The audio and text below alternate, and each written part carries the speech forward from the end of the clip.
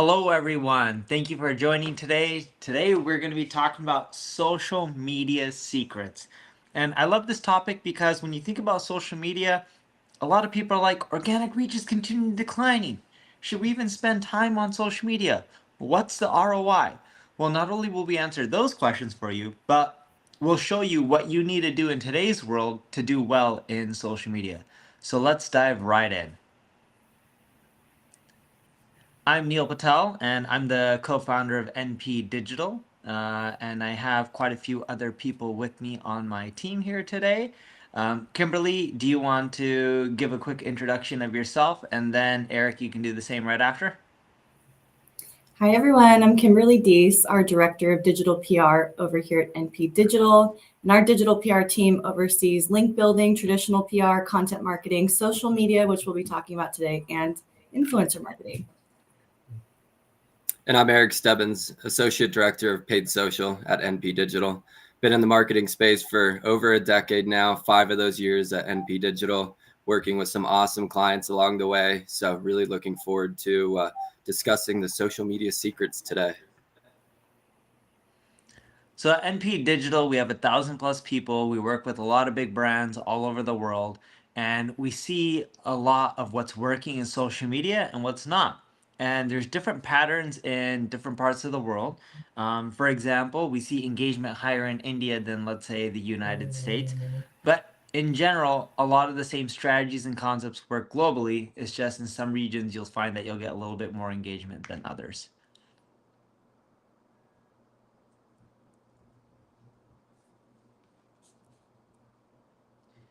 Anyway, we go next slide. Kimberly, or is it frozen, or is it just me? Eric, you there? Looks like Kim might be frozen. She might have dropped out of here. All right, we're gonna wait for her to come right back. There you go. So some people say social media is a waste of time. Well, we looked at 16 companies that have over 100,000 followers, and what ended up happening with these 16 companies is they stopped posting on social media because they believed that it didn't drive a ROI. And what we saw was, after roughly 6 months, the organic social traffic declined, but more so the revenue declined by roughly 6%. That was the average. And what we learned from this whole analysis and experiment was that people find brands through social media, but in many cases, they don't convert right away, but it builds that brand awareness. So your brand's getting out there. It's, let's say, a lot of times the first touch, and then people are eventually coming back and then purchasing. So if you remove that, you're going to remove some of your revenue as well. So now let's dive into the current state of social media marketing. When you look at it, it's the second fastest growing marketing channel from a year-over-year perspective. There's a ton of opportunity with social media marketing. A lot of people take it for granted. There's just a lot of room to drive revenue. Facebook, Snapchat, Reddit, Instagram, Pinterest, etc. These companies wouldn't be large if it wasn't for their traffic producing a positive ROI. And when you look at engagement rate by channel, TikTok, I know a lot is in the air, especially in the US with TikTok. You know, they're trying to find a buyer. But TikTok is really the king of engagement. Instagram also does well. Facebook does well. X does well from what we're seeing. And this is all from Social Insider 2025. When we look at this, the one other channel that's not mentioned here that we see performing extremely well, right? And I know Social Insider had their report here, is LinkedIn. And the main reason we also see LinkedIn performing really well, they lack content. See, other social networks have an issue of people posting tons of content, so they get to pick and choose what to show people. LinkedIn lacks people posting content. Tons of users. The users just don't post content. So consider also posting there as well. But engagement doesn't necessarily pay the bills. Social media posts with a ton of likes and shares doesn't necessarily mean it's going to drive ROI. And you can see here for both B2B and B2C, the channels that are causing ROI.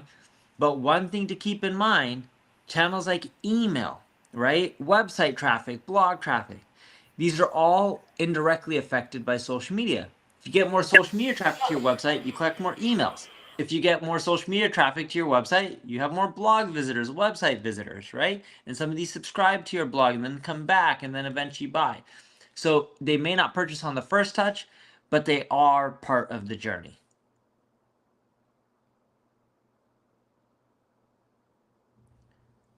Kim frozen again? Looking like it. Let's see.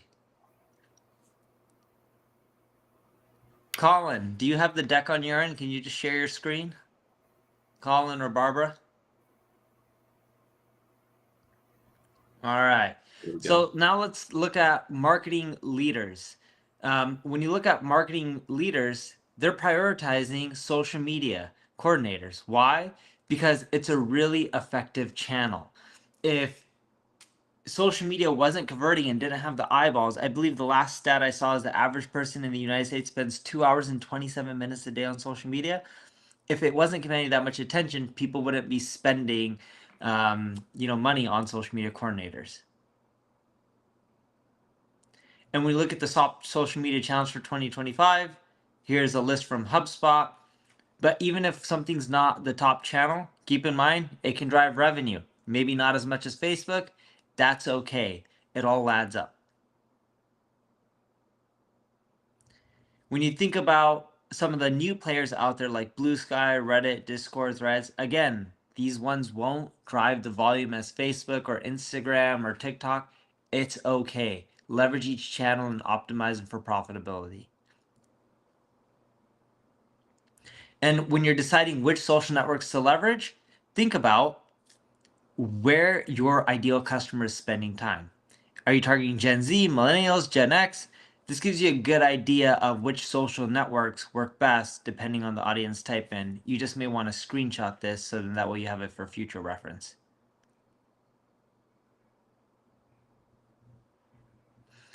When you also look at behavior, it's shifting.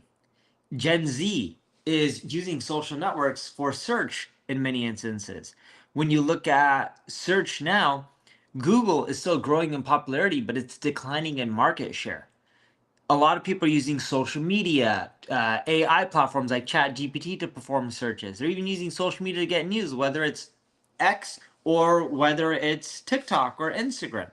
These channels, social channels, are also there for product discovery now. People are starting to make a lot of purchases on TikTok and Instagram, and you're going to just see these numbers explode once they get into live shopping. So if you want more followers, especially for your brand, because social media is really where it's at, you got to give them what they want. A lot of people follow brands because of coupons. They're interested in buying. They're looking for incentives. These are the main reasons that people follow a brand. Then they look for things like useful content or entertaining content. But the top 3 reasons are the main reasons from our survey on why people follow a brand. So just keep that in mind. And hashtags, you don't need them as much anymore. They don't matter in today's world like they used to. Why? Because with AI, they can understand the content and what it's truly about. And hashtags, which is a form of keywords, don't matter as much.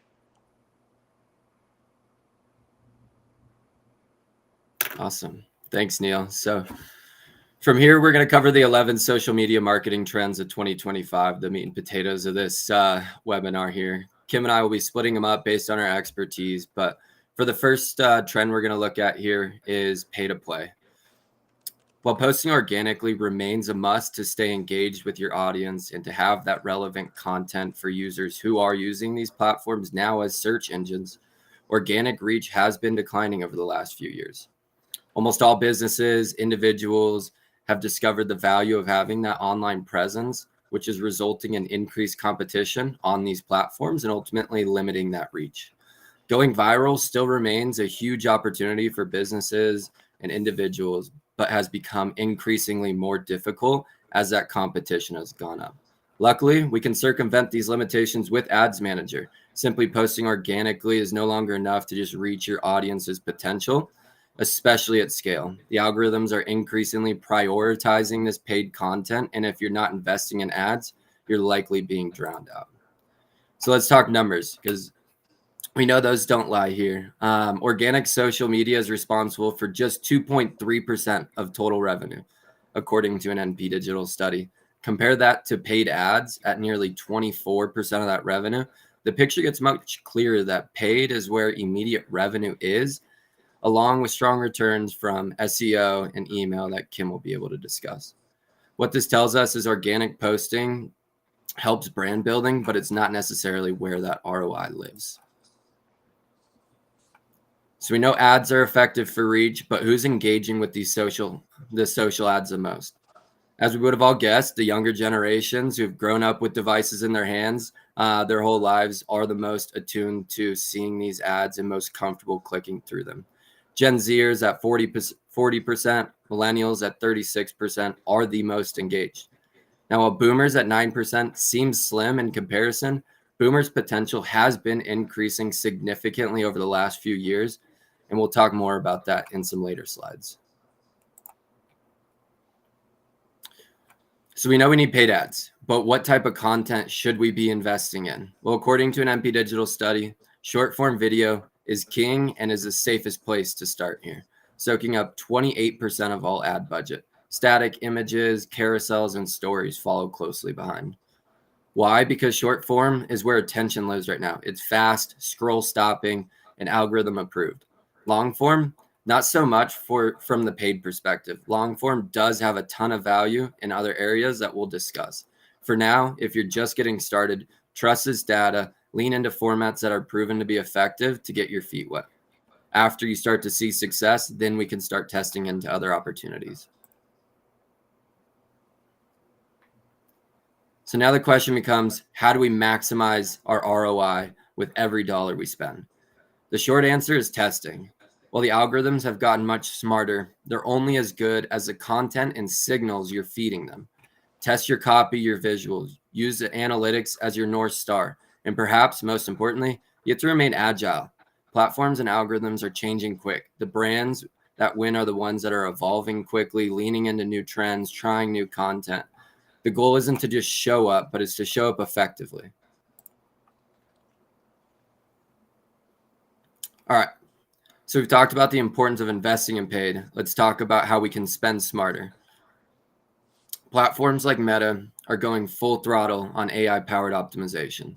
This means we're getting smarter budget allocations, dynamic changes on the fly, and simpler campaign structures. Instead of guessing which campaign ad formats will work best, AI is already making optimizations for you based on an insane amount of data. So what's the takeaway? We're entering an era where human strategy and AI execution go hand in hand. If you're not leaning into these tools, you're not just missing out on efficiencies, you're actually leaving performance on the table. And AI is a powerful tool, but it's only as good as the inputs you give it. If you're running just a couple ad variations, you're almost starving the algorithm. Let's look at this chart. On average, marketers go through 50 to 60 creatives on platforms like Facebook and LinkedIn before finding that winner. That's a lot. Why so much? It's because the AI systems like Meta Advantage Plus campaigns thrive on variation to figure out what's working. Also serving specific creative to individuals in that moment that best aligns. So you need to start testing enough creative to give AI a chance to win for you. So testing 50 creatives can sound overwhelming, but right now it's achievable. Look at what we got from a single prompt from Adobe Firefly. It spit out 4 unique creatives, same vibe, all unique in their own way. Generating high quality images on brand has never been faster or easier. If you missed the news last week from ChatGPT, I'm sure it's been buzzing around. We kind of all seen it show up in our feeds. That's changing the game right now. We're not going to be covering it in detail during this webinar, but it shows you how easy it is to break down these barriers to get into the paid space. Leveraging these AIs, they can spit out images in a couple minutes. And so using that hand in hand with the human creative team is great. As we embrace AI in our creative development, it is important to clarify, as I just mentioned, it's not about replacing human creativity. It's about enhancing that. In our internal study, human generated creatives outperformed AI only 68% of the time. But here's where collaboration can become effective. When we used AI to generate variations based on those top performing human ads, those new variations actually won 75% of the time. So it's not just about choosing between human or machine, it's about achieving speed, scale, and making tweaks quick with the combination. So to be successful in 2025, brands aren't asking, can AI replace humans? It's how can I supercharge my creative strategy that we're already great at?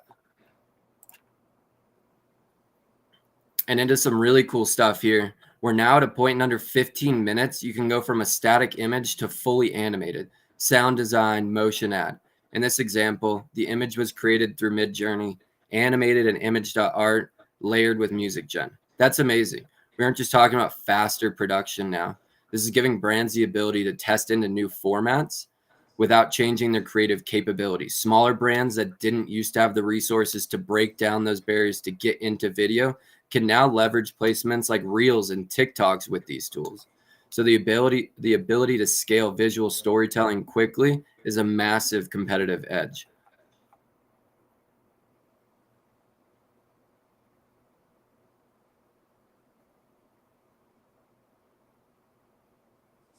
Kim, I think you're on mute there. I think you're on mute, Kim.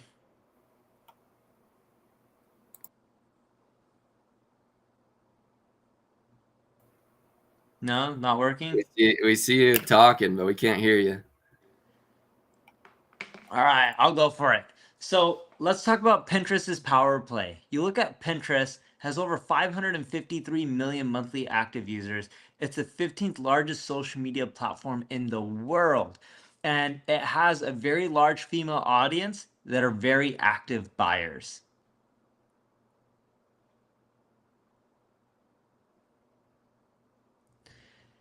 When you think about Pinterest, it's a great way to reach young audiences. Nearly 80% of millennial women and 40% of millennial men use Pinterest for inspiration.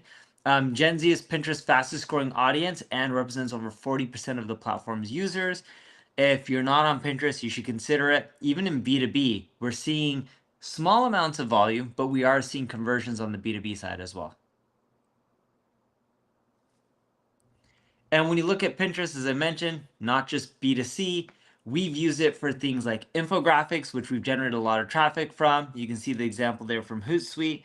But where we love Pinterest is even their ads. We see it convert. Like we had ads running for how to get a website set up, and we were able to drive it to landing pages that educated and monetize it profitably through affiliate marketing as well. And that's one of the hardest channels to monetize because you're paying for traffic, then sending them to page, and then getting paid out only for a conversion. But it just shows Pinterest has a lot of potential.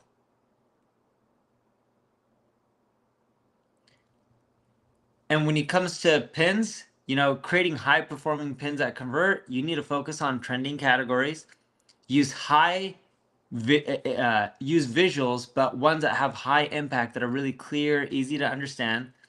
You want to optimize for pin dimensions. Don't get too crazy. And then what you want to do is leverage educational infographics, or some people call them instructographics. And what we find is they just drive people from step 1, step 2, step 3, and it causes more of them to convert. And you want to profit off of Pinterest ad options. Look, there's a lot of options they have. They can end up driving quite a bit of ROI. They have an AI system, of course, that helps as well. But in general, Pinterest isn't that competitive. It can't drive the volume like of a Facebook, Instagram, or TikTok, but it can drive a lot of profitable traffic over time.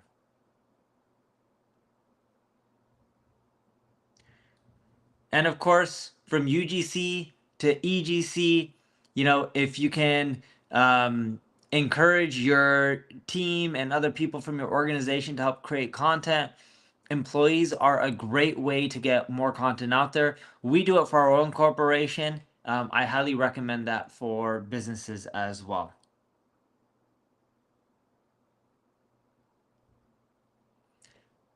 And when you think about EGC, you know, your employees talk to a lot of customers and they know what's working well and what's not.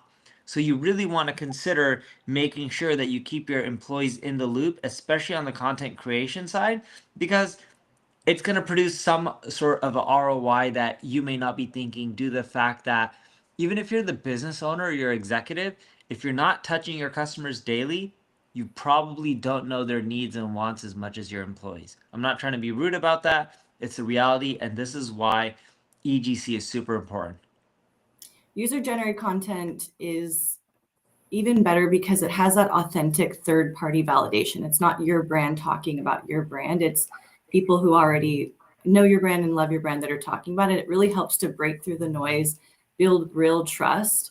We also recommend using UGC and EGC in social media ads. That really helps them break through the noise and convert in a bigger way. So employee-generated content is just a little bit different. It's not your customers or your users, it's your employees. They're really able to give an authentic view of your company culture, and it puts the spotlight on the credible experts that are behind the brand. People want to learn and buy from brands that they trust, and employee-generated content videos really humanize your brand. This allows your customers to build a relationship with the people that are behind the company logo, and it makes the partnership and the purchase more personal for them.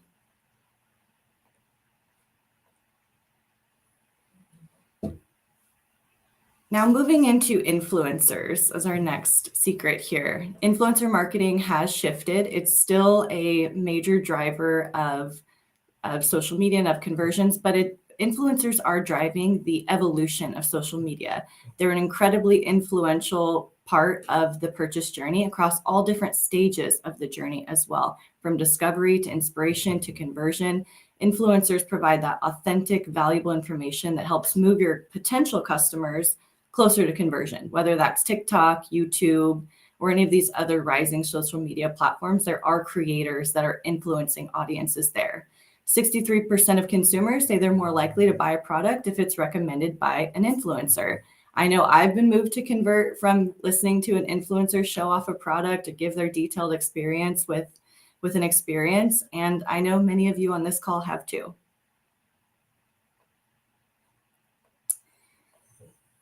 Millennials are the most inclined to respond well to influencer recommendations, but there is an influencer for every brand and for every industry. And we've worked with many of them, from trucking to B2B software to women's jewelry, and truly everything in between. There is a creator with an audience you are trying to reach.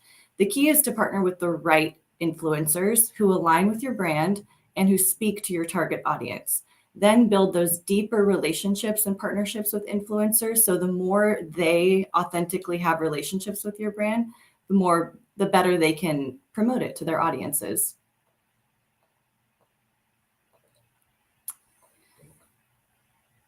Influencer marketing, one of the biggest benefits of it is expanding your brand awareness beyond your own reach. Reaching tens of thousands of new people enhances visibility within social platforms. It helps to build mentions and backlinks, which are Google ranking signals. And it increases the likelihood of those videos and information being pulled into Google search results and AI search results.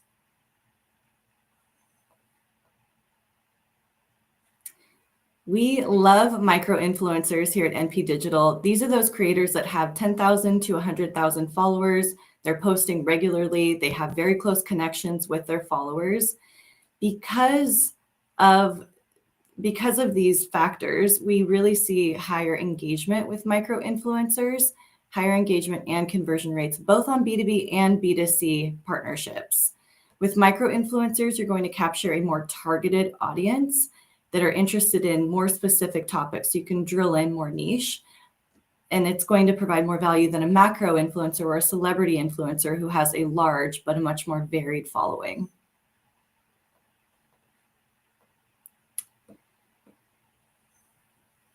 We're now in a search everywhere landscape, and the same SEO principles that apply to your website need to be applied to social and influencer content. You can set your influencers up for success by providing direction on the specific target audience that you're trying to reach with that video and providing the keywords that they should include in their script, on-screen text, and captions to help that content be seen and displayed in as many places as possible. We always recommend accepting the collab post request so that your content can also be seen by your audiences, and then repurposing that influencer's creative across ads, website, newsletter content, wherever it makes sense for your brand.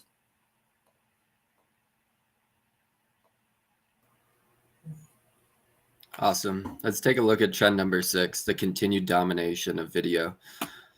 This year, over 80% of all internet traffic is expected to come from video. And when it comes to engagement, video outperforms text and image content by over 1,200% in share rates alone. Platforms like TikTok, Instagram Reels, and YouTube Shorts are driving a lot of this shift, creating an environment where motion, sound, and storytelling are now almost the default of communication. And with AI making video production faster than ever, there are few barriers as to why video needs to be in your content strategy. So let's talk about the format shift. First off, when we're thinking of video, we immediately think of social. However, Google has been making moves out of text-only ads for a while now. Back in 2020, Google was almost exclusively showing long-form videos in search results. Fast forward to now, short-form video is taking over. It jumped from barely 3% to over 30% of what's showing up, and that number continues to climb. Google is pulling content from TikTok, Instagram Reels, and even Shorts. Why? Because it's fast, it's engaging, and it's also mobile first. Short form is no longer just for social, it's becoming a search play. And as we've talked about, and something we alluded to earlier, is short form clearly has a ton of value, especially from a paid perspective, especially top of funnel with engagement and reaching audiences. However, long form still plays a critical role and should not be overlooked, especially when it comes to retention and building authority with your audience. Looking at these stats, when people were asked what kind of content they actually remember, long form crushed short form.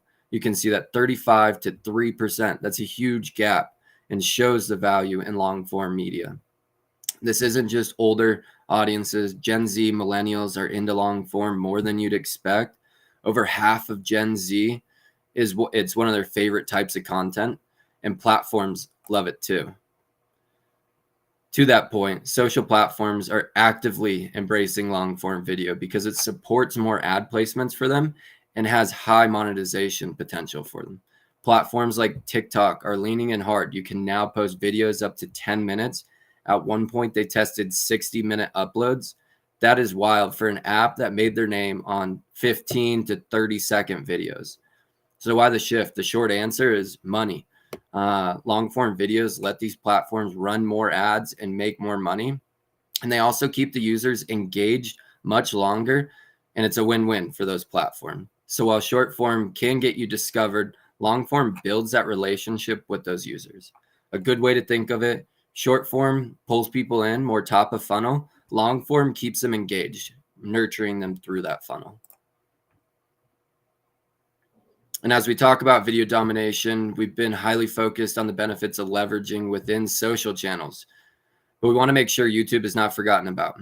As Neil was mentioning, we need to be leveraging all these platforms. Even if they're smaller, they still have their own value. And YouTube has huge value, especially with the growth in YouTube Shorts. It's becoming its own standalone social channel, and content should be leveraged across all social platforms.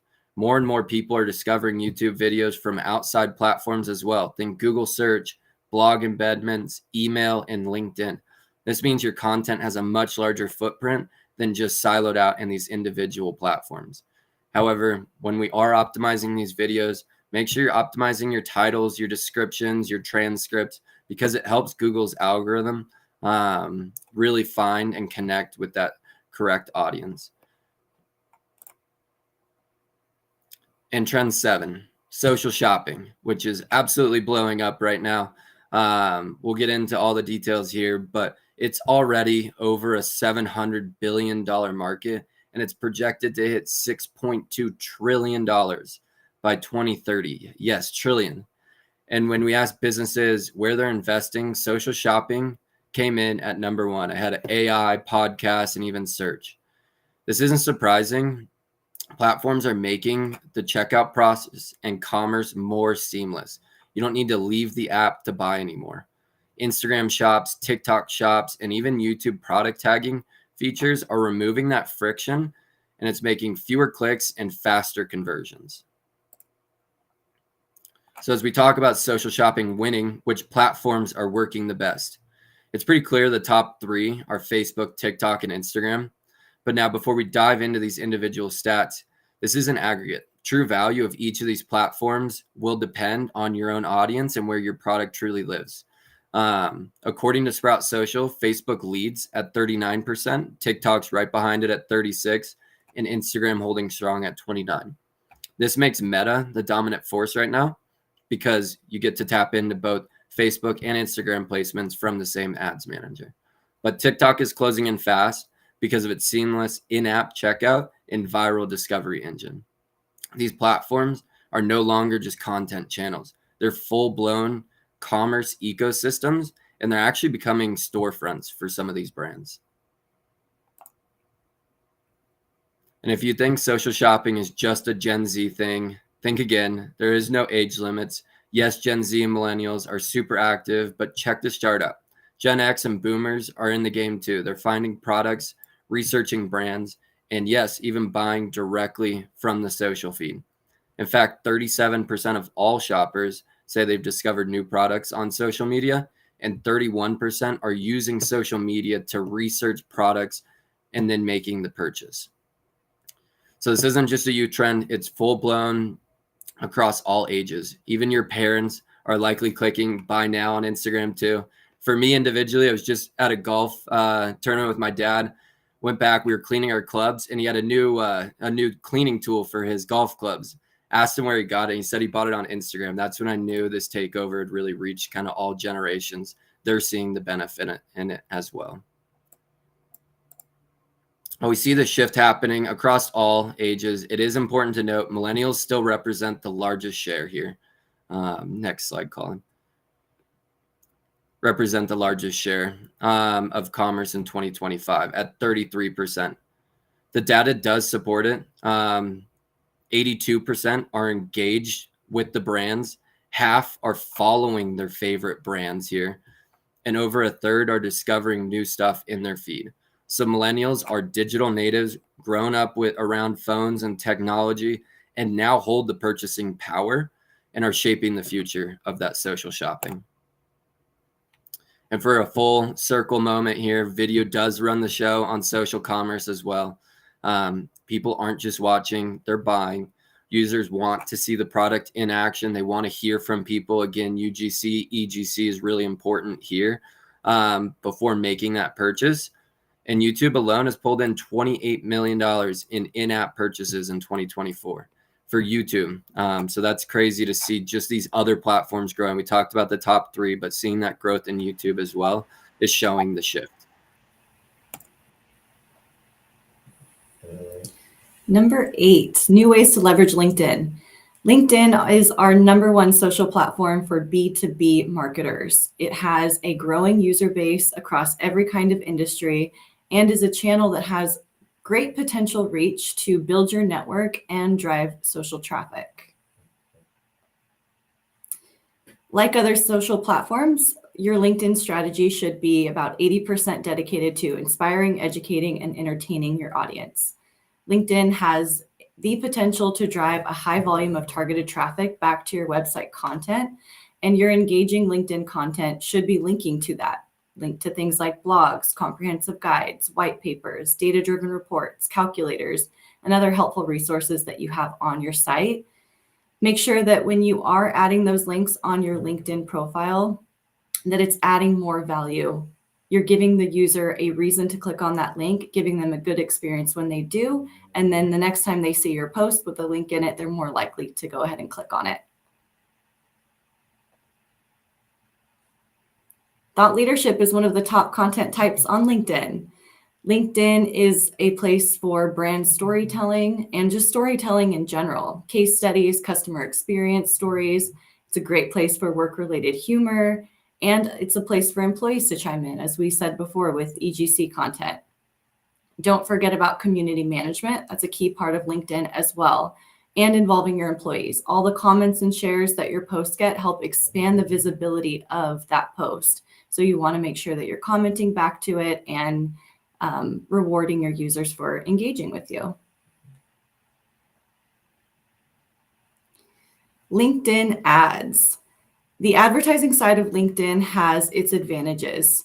It is able to reach, generate leads, and convert from targeted roles, industries, and audiences at a lower rate, often a lower cost than other channels. And it's a great option for B2B, of course. Number 9, investing in those less popular networks and niche communities. It seems like 2025 is the year of niche communities. Specifically, Reddit has been the star of the show this year, with forums ranking in Google search results at a higher rate than we've seen in years past and faster than we've seen before. Google's even currently testing a forums tab in its search results because users are searching more in forums. Discord, Pinterest,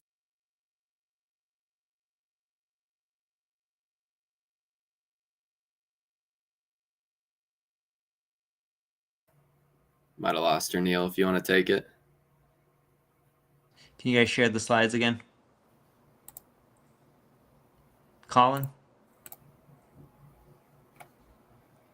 Sorry about that, everyone. Some technical difficulties. Yeah, usually we're pretty good at this. Colin, Yeah. any way you can share the slides? There you go. She's back. Go for it, Kim. I'm not sure where I dropped off for you, but I'll just kind of start from here. So we know that these niche communities are growing this year. Reddit has been extremely popular in 2025, and users are gravitating more there for that user-generated content. Google's ranking forums. Google's even testing a forums feature in its tab search results because users are gravitating more towards these types of communities. Discord, Pinterest, Blue Sky. These are channels where users are directly going to find the information that they're looking for. And we're not telling you to be everywhere all at once, but you should consider if your target audience is starting to adopt these less competitive channels and take advantage early of the opportunity to meet them where they are.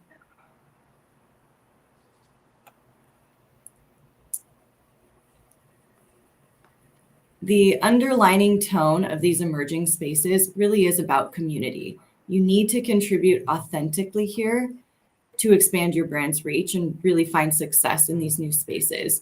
You do this by leveraging your real experts, your employees, your thought leaders, the experts that you work with to comment, contribute, and add value authentically. Things like LinkedIn groups and collaborative articles is a great place.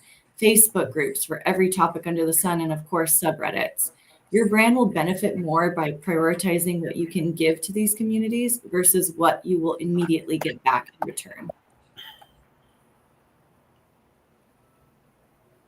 Sliding into their DMs can be used now by businesses. As social algorithms evolve and attention becomes more fragmented, marketers are finding success in shifting conversations into a more personal space here, specifically DMs.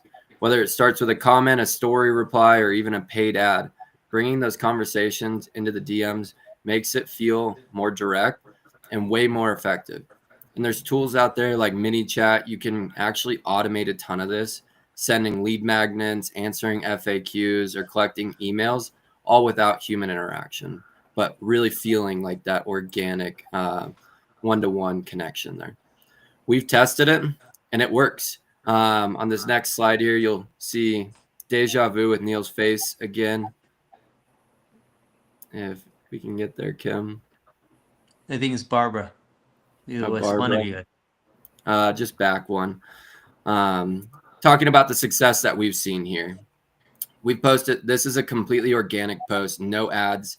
All we asked the people to comment link, and it automatically DM them a link. Super simple, super clean. And the results showed it pulled in 541 leads, led to 35 discovery calls and ended with a $109,000 deal, all from one post.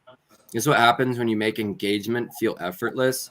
No forms or waiting. It's just instant interaction. We're not going through Salesforce and it takes days for a sales rep to reach out, and people feel comfortable meeting them in this space.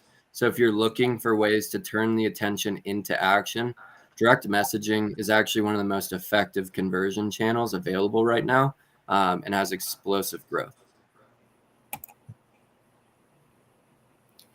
Our 11th and final social media secret is around experimenting with content to see what gets engagement. Organic social media is not dead. Social platforms are constantly releasing new content formats and features, and the algorithms reward the content that uses them. So when a new feature comes out, use it, and that will help your content be seen by more people. Things like polls, carousels with music, and longer TikTok videos are just a few of the recent enhancements that have been made to these platforms, and the algorithm adjusted to reward that content. As a brand, you can incorporate these content features into your social media strategy to unlock higher engagement, see what performs best, and then continue to iterate on that content format moving forward. Social content format should be tailored to the target audience as well as to the algorithm, right? You're trying to reach the person. So, for example, Gen Z likes to engage with more entertaining content, things like games and challenges. A great example of this is Mr. Beast Beast Games. Millennials, on the other hand, love their infographics. Gen X loves learning content. And everyone loves a poll. So give someone something to engage with and get the engagement, user engagement as a result of it. So now let's talk about maximizing your social media ROI in 2025. When you think about social media, certain content types appeal to different audiences. So for example, if you're going to do webinars, they appeal really well to millennials. But on the flip side, you look at Gen Z, they don't care for webinars as much as, let's say, millennials. And then there's some content types like long form and short form videos that appeal to all types of people. What you want to do here is think about the type of content you create. Make sure the content you're creating is ideal for your targeted audience. And when it comes to posting on social media, you probably want to just take a screenshot of this. You can see the stars for the days and times per platform on what's ideal. And the timing would be in your own time zone, right? So if you're targeting customers in Pacific Standard Time, well, you can use this rubric for targeting customers in Pacific Standard Time, and you would just adjust the time zone based on where your ideal customers are. If you also are a big believer in, hey, you need to create unique content for every social network, I agree that is ideal, but it's not realistic for most businesses. And a lot of businesses believe, well, if I can't create unique content for every single social network out there, I'm only going to post on the networks that I have content for. Well, when we look at companies who repurpose versus ones who don't, the ones who repurpose generate 2.5 times more views on average. So repurpose your content. It's better to do it than not to do it. If you already created the content, might as well get views. If you don't want to do it, you're just not going to get as many views. And when posting, make sure you avoid the common sins. Things like using clickbait headlines. You think that they can get you more engagement, but it also gets a lot of people to be pissed off about your brand, and it hurts your image in the long run. And same with exaggerating content or posting fake content or sharing boring or uninspired, content. Make sure that you focus on quality. And what quality really means, it varies per audience. What Gen Z is looking for is very different than someone who is a millennial in the B2B category. You got to make sure that you're adapting your content to your ideal audience and giving them more of what they want, and avoid the stuff in the chart, because that's the main reason we're seeing that people are unfollowing brands. And this is according to 18,000 plus survey respondents. So key takeaways: You want to stay up to date with consumer preferences. If you're giving them what they want, you're much more likely to do better. And when it comes to organic versus paid ads, they both are effective. Organic isn't as effective as it used to be, but it still is effective overall. You want to invest in both of them and take advantage of cross platform synergies and doing things like repurposing as well. So if you need help with your social media marketing, you can scan the QR code right there and we can end up scheduling a call with you, see what you're doing that's working, see what you're doing that's not working, and help you out. Or you could just go to npdigital.com. And of course, we have an upcoming webinar that's happening in 2 weeks from now.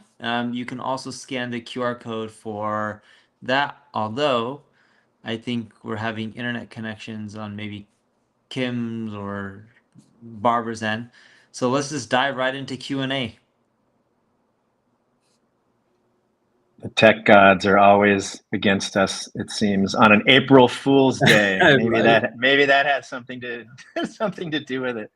So Neil, there were tons of questions, and I think you kind of answered it at the wrap up there, but I'm going to ask it anyway. So, is organic social kind of dead or dying? I don't think so, right? No, it's not dead. It still is effective, and you gotta pick and choose the platforms correctly. The biggest reason people feel organic social is dead is they don't get the engagement.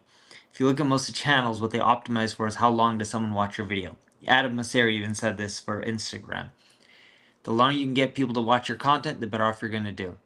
And the reason most people don't watch content isn't the editing or anything like that, is because people talk about the same regurgitated stuff over and over again, and they want new stuff.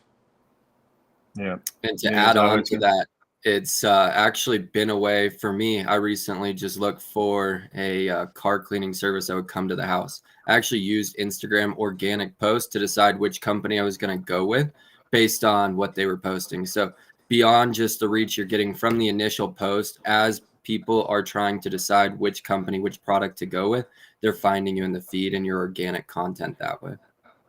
Yeah, like your dad, Eric, I buy stuff off of Insta all the time. So Neil, another one for you. You had a slide that showed top reasons why users follow brands. Does that apply, do you think, to nonprofits too, or do nonprofits need sort of an entirely different strategy and approach to everything we spoke about today? Most of the stuff works for nonprofits. The main reason people follow nonprofits is the cause and to learn more about it and, find out what they're doing or what they're not doing or seeing the results or making sure that the nonprofit's actually legitimate and not scammy.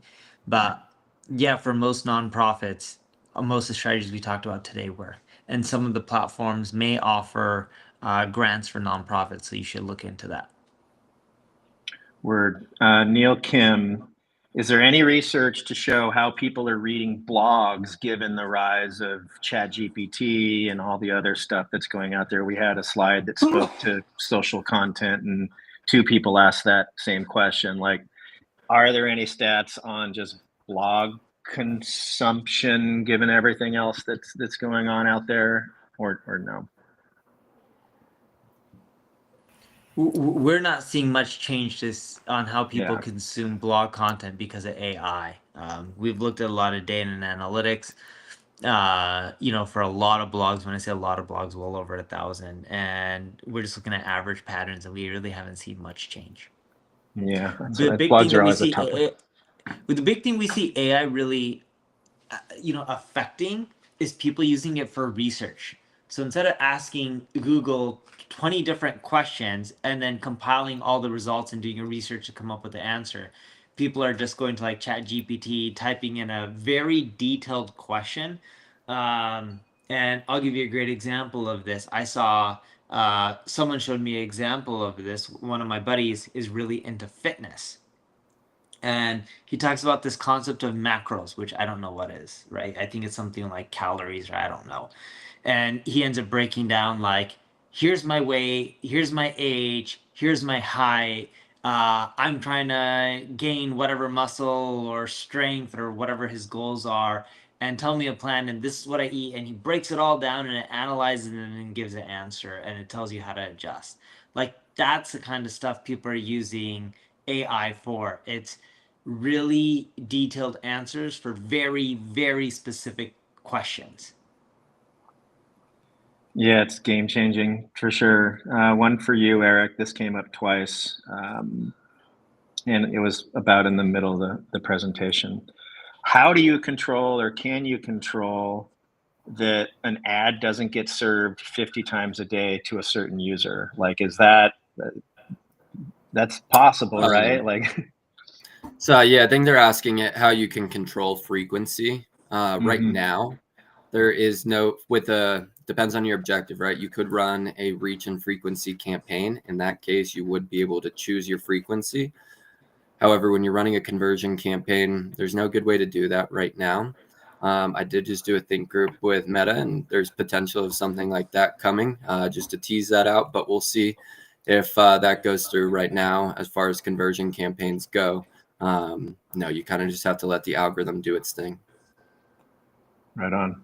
Kim, one for you. We talked a little bit about micro influencers. Several people said, like, what's the best approach to find micro influencers for, my business or my niche or industry? Any tips on how to find good micro influencers?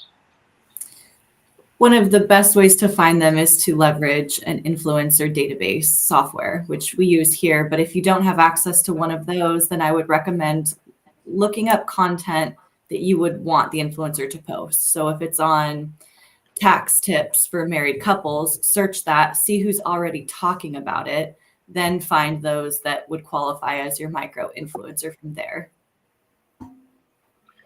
Right on. Scrolling through the list here. Eric, you're a popular man today. Any social platform recommendations for folks that are in the services business? I know we showed some sort of up and coming platforms. Don't know if those apply or not, but any tidbits of thoughts there would be good. Service is very broad, right? So I don't know exactly which company that would align with. I would say having a social media presence is mandatory for just about every business right now, though. As I just talked about, service industry, car washing, car detailing, I found somebody through Instagram. So I think there's no reason to not be on some of these platforms, especially with the ability to generate content through these AI machines. Reducing the kind of barriers to entry there.